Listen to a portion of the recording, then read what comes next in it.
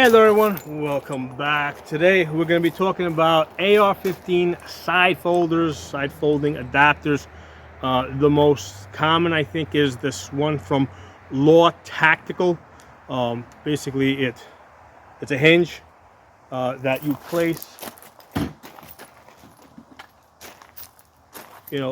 between your receiver and your buffer tube, and it hinges right here, and it allows the buffer tube to swing over to the side and fold. Okay, it does come with an adapter that fits into your boat carrier. The reason is because when this piece is here, it adds extra length, so you need this adapter here to make up for that extra length. Okay, so that goes like that. So I've got two of them. It's not on the gun, so obviously I'm not a big fan of it, and we're going to talk about why. Now, both of these that I have, they were given to me, so the person that had it before me didn't want them anymore, so I got them. I played around with for a while. I took them off the guns because I didn't want to use them either. Okay, not that I would never use them or put them back on there, more as just for the sake of experimentation, practice, etc. But I was pretty quick to take them off the gun. They're not going to go on there unless I want to specifically put them on there for short term to do something. Okay, so let's talk about why. Why did I not put it on the gun, and why don't I turn all my AR-15s into side folders? Now, I do have a good deal of experience with folding guns. The first one was this AK-47 underfolder. Okay, it folds down and wraps around. It won't do it now because I've got this paracord here.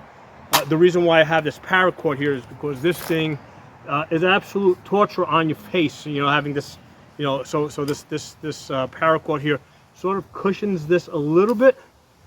And even when this thing is locked in place, it still has a little bit of play. I mean, the gun is like an expensive novelty. It is Eastern European made, so that's really the only reason why I hold on to it. It's got some cool features in it, like a built-in, grenade launcher. Okay, but it's a very tough gun. It's heavy. But I mean, I probably shot it a couple of times with the AK-47 folded, but it's not something I want to do regularly. Hence, I put the paracord here, and it doesn't even fold all the way now. So again, here's a gun that's factory built to fold that I just didn't see a use for the folding feature. Okay, I've also played around with side folding AKs. Same deal. I never had a reason to use it. I usually put on all my AKs have M4 collapsible stock. Same thing that you see here. They don't have the side folding stock. So my next experience was this Ruger 1022. I was primarily interested in having a collapsible M4 stock because sometimes I'll train women and kids and they gotta bring the gun closer. Sometimes I'll train people that have longer arms. So I primarily needed a collapsible stock on this gun. And the cheapest one at the time, and we're going back almost 15 years, was this ATI one over here, right? I did also put a little socket here so it can be slung. And it has this side folding, right? Side folding, collapsible stock.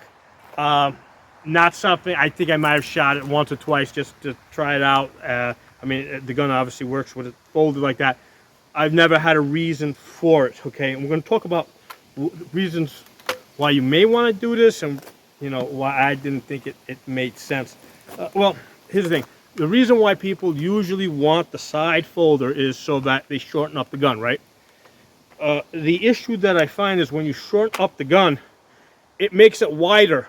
Okay, so my safes are about that tall. So I don't have an issue of height. I have an issue of how many guns can I put side by side. So folding this like this this actually now takes up the space of 2 guns, okay? So that's why I never fold this when I put it in the safe. I want it as thin as possible because it's not overly long. Like most rifles with 16-inch barrels, you're not gonna have a problem fitting it into a safe, okay? Even my 20-inch, I mean, it fits. Safe's this big, it fits just fine. So here we go. You got this Ruger 1022 with the side folding stock that I never use. Okay, I never fold this. I use the collapsible feature, but I never use the side folding feature. Now you might say, hey, that's a really shitty side folder. Maybe if I had a better side folder, more expensive side folder, I would want to use it. Okay, well, here we go. Scar 17 S with the side folder. So same issue. When I put this into the safe, this gun is almost twice as wide. Not quite twice as wide, but it gets wider. And the problem I have is, like, I don't have so much of a problem with height. I get a problem with width. So I never put this in the safe like this. It always goes in like this. As far as transporting it, I mean, almost all gun bags will accommodate, like, you got to get a really short gun bag to not accommodate this thing, okay? And if you've got a gun bag where you side fold it, a lot of times the bag is, like, it won't zipper because you're too wide, okay? So most gun bags are designed to hold, what is a 16-inch barrel, or are designed to, to hold this gun just like this, okay? What if you're in a vehicle or something? That's when people say that, hey, that's when you really want to side fold this. I mean, that's a very unique type of situation. I mean, I guess if that's really something that you do on a regular basis, carry the gun in a vehicle and need to deploy it really quickly, that might be the only, or be able to shoot this out the window, I guess. I guess that would be the only time that this side folder might kind of make some sense. I mean, I would just keep the gun, even with the side folder, I would just keep it long like this. And if anything, just come over my shoulder and shoot it like that, right? I've done videos on the technique that, if you're in a vehicle, you bring it over your shoulder. That's how I would shoot this. I mean, even in the car with a side folder, I wouldn't bother folding the gun because, that's just more work you got to do to straighten out the gun. Okay? So the Scar, the lug boot, right? It's pretty thick. The original one that they made with the side folder did have problems where you would just like press on it and it collapsed. So then they did improve upon this so that this doesn't just collapse. So this is I guess the second generation. I mean, they improved it pretty quickly from the original one. But the first ones that they tested, they had a problem where you would just go like this and the thing would just fold up on you. And you got the SIG MCX with the side folder. And this one folds in the opposite direction. So the good thing about this is, as far as stocks that fold, this one is thinner. This one is thinner. So if you put this in the safe, it actually doesn't take up as much space as, let's say, the Scar or this ATI one, or if I was side folding a standard M4. The SIG MCX does seem to take up less space. The thing I do not like about this is I really like the bag riders, like this one over here. These are the type of stocks that I really like because if I have a bag here, I'm able to control my elevation if I'm shooting distance. Like if this is the bag, so this is really, really useful. It also protects the length adjuster, so it doesn't accidentally get hit or activated if I'm riding this up and down the bag. So this is the type of stock that I really like. So having this type of a stock kind of takes away that. It makes it a lot harder for me to shoot off of the bag. Now, part of the reason why this one is a little bit thinner is because it doesn't have the buffer tube with the buffer spring inside. So this allows it to be a little bit thinner. So that's one of the issues that you're going to have on any AR-15 where you put the side folding adapter, right? When you put the side folding adapter on, you still got the same stock and buffer tube thickness, okay? So when you fold this to the side, basically the gun is just twice as wide. With the SIG MTX, the stock is designed in such a way that it's actually pretty thin, so that when you fold this to the side, instead of it being twice as thick, it's maybe like, I don't know, like maybe it's just 1 3/4 times thicker. It's not quite twice as thick. It's not. It's a little bit more than 1.5 times thick, you know. But this is probably the thinnest one that I have. But then I got the issue that I said about the bag. Like, this is terrible for shooting off of a bag. This is a terrible design. I don't like shooting off. I don't like shooting this off of a bag. I can still make it work, but definitely not as easy. Now, in order for this to work without the buffer spring back here, let me pop this open for a second. There you go. So the magic here is the return spring is part of your bolt carrier. Okay, so that's why there's no buffer spring going into a buffer tube. However, this buffer spring, I see it as a vulnerability. I've actually seen videos that people have done where one video actually I've seen where this thing, the spring itself, came apart. So if it can happen on one video, I mean, it can happen to anybody. Like AR-15 buffer springs.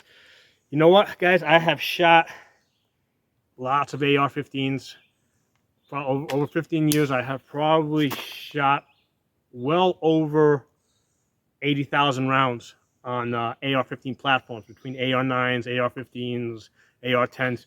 I've never once seen a buffer spring fail, like where it cuts in half and doesn't work. Never seen an AR-15 buffer spring. AK-47's return spring, yes, I've actually broke one. It took about 10,000 rounds to break the AK-47 return spring. Okay, and the AK-47 return spring is about the same thickness. I'm not going to take the SCAR apart. It is about the same thickness, strength, I think, as the SCAR return spring. So I would say it's probably good for about 10,000 rounds. But like I said, with AR-15s, there's one. I did a video on one AR-15 where I shot out the barrel. I went all the way to 22,000 rounds. The return spring was good. Okay, I've sometimes, like, I'll take the, like on ARs that have lots of high round counts on them, I'll pull out the spring and I'll kind of measure the length. And if it seems like it's a little short, I'll just stretch it. I know you're not supposed to do that. I know that it's supposed to be bad for the spring, that you can actually break it, or it can break on you. However, I've done it a couple of times. I've never ever had an AR-15 buffer spring break on me. Like, they've gotten a little shorter, stretched them out, and it just kept going. Okay, so I really like the AR-15 buffer weight, buffer spring design. As far as durability, I mean, it is the toughest, the best, period. Never had one fail on me. I've had other parts. Usually with AR-15s, the failure points are somewhere by 10,000 rounds. Your trigger group might go bad, right? The sears might start wearing out, in which case your trigger group will either start hanging up, and you gotta put it on safe.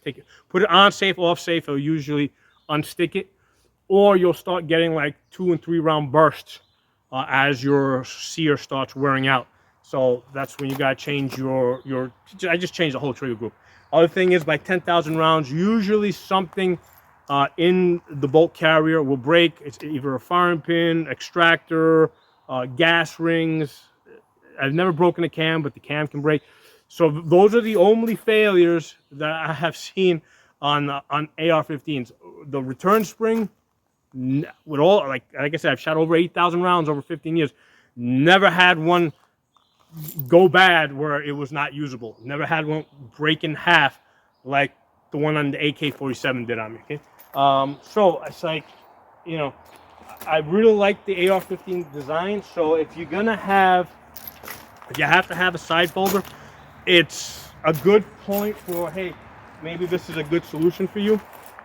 You know, where you can keep that highly durable, you know, buffer spring, right, as opposed to going to some other internal return spring that's really not tested. So if you have to have a side folder, this Law Tactical side folding gadget is probably a decent option. But my opinion is AR-15 really doesn't need to be side folded. And like I said, I got 4 guns on the table here that are all folding, right? They all fold in some way. I just don't use the folding features. And like I said, sometimes I'll practice, like, you know, from the, like I'll actually practice shooting from inside of my truck, and basically it comes up like that. From here, comes up, right? You can see your red dot. If you gotta go to the other side, you know, you bring it over your shoulder. You can still get on that red dot, especially if you have a big window like this. Okay, this is kind of ideal, where you can go over the top. Here, let me get behind the camera so you guys can see it. Okay, so basically, it'll look like this. You have the gun here. You come up. Where's that? And with these big window Holosun 510Cs, you can come up, get this over your shoulder, and you can very quickly, I'm looking through the camera here, you can very quickly find that big circle and get it on target. So I really like the idea of not complicating things, not adding extra parts where you don't need extra parts. So if I'm sitting down, this just comes in like this, get on target. If I got to switch to the other side, shoot out this side, just go get like that. Right, so that works. Okay, so like I said, I've got the side folding adapters. Temporarily put them on the gun, took them off pretty quickly. Just you know, I played around with it a little bit, shot it. You know, I didn't really see a huge benefit to it. When I put it in the safe, you know, when I side fold this, it takes up more space in the direction that I don't want it to. Right, so now I can actually put less guns in the safe if I side fold this, because I usually don't have an issue of height. The issue I have, you know, I usually run out of space as far as putting guns side by side. I don't run into space problems with height. Most bags are, you know, most gun bags are big enough to accommodate a 16-inch barrel, right? So my thoughts on that. Drop some comments. Let me know what you guys think. If you do like the side folding AR-15s and adapters, you know, or other types of you know, guns like the Scar or the MCX that side fold, if you like it and you use it, you know, please give me some details in the comments. I would love to know if there's something that I'm missing or not doing, or, you know, if there's something I should experiment with. Okay, so drop some comments. Talk to you all soon.